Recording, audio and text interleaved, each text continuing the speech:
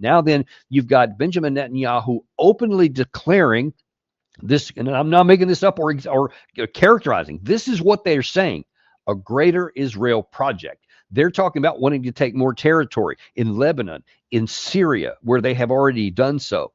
And they want to expel all of the Palestinians from the Gaza Strip, and to annex the West Bank, which will almost certainly, if they succeed here, lead to an expulsion there too. They are openly now trying to get rid of the Palestinian people. They have this program in place where they say if there is volunteer withdrawal, then they will potentially come back somewhere. There's another paper released over the weekend that said that there is this group that's currently doing the feeding of what limited feeding there is going on in the Gaza Strip.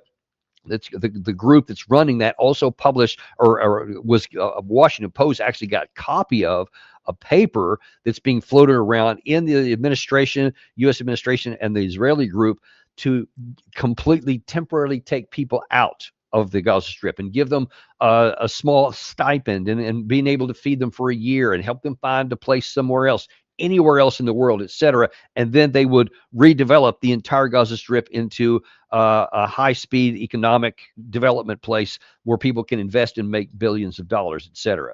Not for the Palestinians, by the way.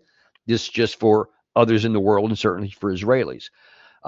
It's ethnic cleansing it to the ultimate degree. Just literally cleanse the place out and get them out by whatever means. Pay for them a little while. We'll figure the rest out later. All that stuff is going on, and Turkey has finally acted on it.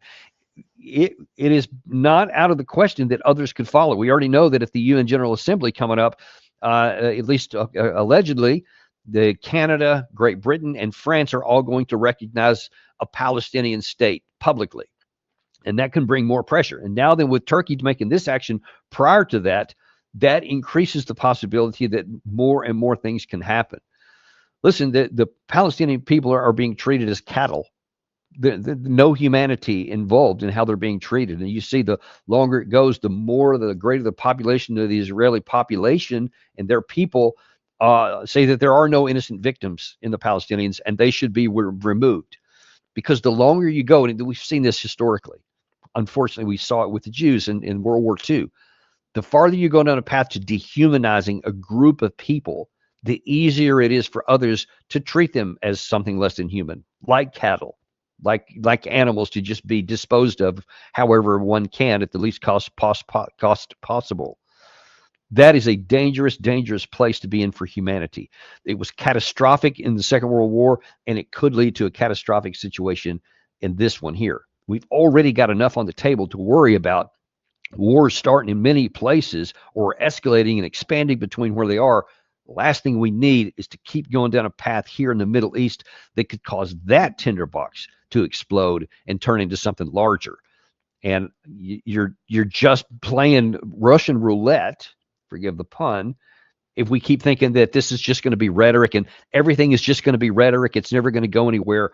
You see officials in Israel, officials in Turkey, both recognize these are very highly escalated situations here, and the tensions are growing greater. Some of these things are only done during wartime. Now it's happened, and there's not war at the moment. We need to be very, very careful how we proceed here.